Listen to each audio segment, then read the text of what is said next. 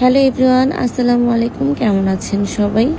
আজকে আমি আপনাদেরকে বানিয়ে দেখাচ্ছি কাঁচা আমের আমসত্ত্ব।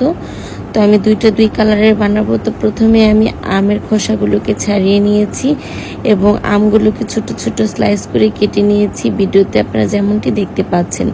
তো এখন আমি আমগুলোর মধ্যে সামান্য কিছু লবণ দিয়ে চুলায় একটি কড়াই বসিয়ে তার মধ্যে আমগুলোকে দিয়ে দিব সেদ্ধ হওয়ার জন্য। আমগুলো যখন গলতে শুরু করে দিবে তখন দিয়ে দিব পরিমাণ মতো চিনি। আপনারা আপনাদের টেস্ট অনুযায়ী দিয়ে নেবেন। আমার এখানে 4 কাপের মতো লেগেছে। তো আমি এখন চিনির সাথে আমগুলোকে খুব ভালোভাবে মিক্স করে নেব। মিক্স করার পরে দেখবেন এরকম অনেকটা পানি চলে এসেছে। তো আপনারা ভয় পাবেন না, এই পানিটা পরবর্তীতে খুব ভালোভাবে শুকিয়ে যাবে।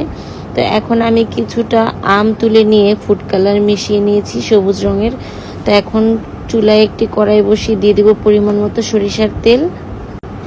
এবারে যে আমগুলোকে রেখেছি সেগুলোকে দিয়ে দিব।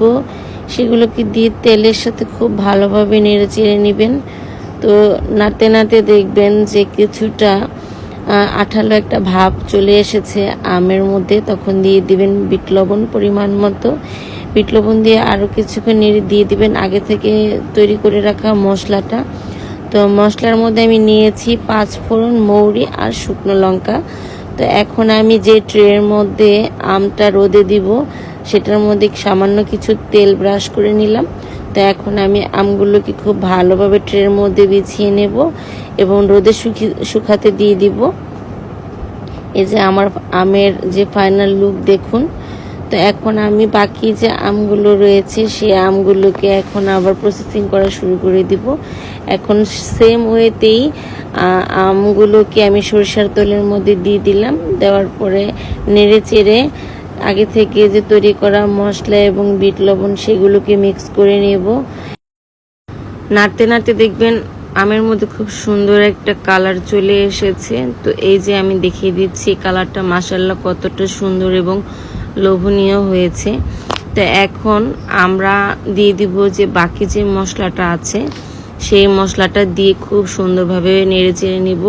যখনই দেখবেন যে এরকম চামচ থেকে পড়তে কাঠটা সময় নিচ্ছে তখনই বুঝে যাবেন যে আমের কাঠটা রেডি হয়ে গেছে। মশলার সাথে খুব ভালোভাবে মিক্স করে এখন আমরা দিয়ে দিব ট্রের মধ্যে শুকাতে আমসত্ত্বটা। তো আমি আগের যে ওয়েতে দেখিয়েছিলাম সেম ওয়েতেই আমি আমগুলোকে খুব সুন্দরভাবে বিছিয়ে নিয়েছি। এই যে আমার আমসত্ত্বের ফাইনাল লুক। রোদে শুকিয়ে আমি খুব সুন্দর করে কেটে এরকম রোল বানিয়ে নিয়েছি দেখতে সুন্দর লাগার জন্য। আর দেখুন আমার আমের যে আমসত্ত্বর যে টেক্সচারটা সেটা কিন্তু খুব বেশি মোটাও না এবং পাতলাও না। তো আপনাদের কাছে ভিডিওটি কেমন লেগেছে অবশ্যই আমাকে কমেন্ট করে জানাবেন আর আমার চ্যানেলটির সাথেই থাকবেন। দেখা হবে নেক্সট কোনো ভিডিওতে। আল্লাহ হাফেজ।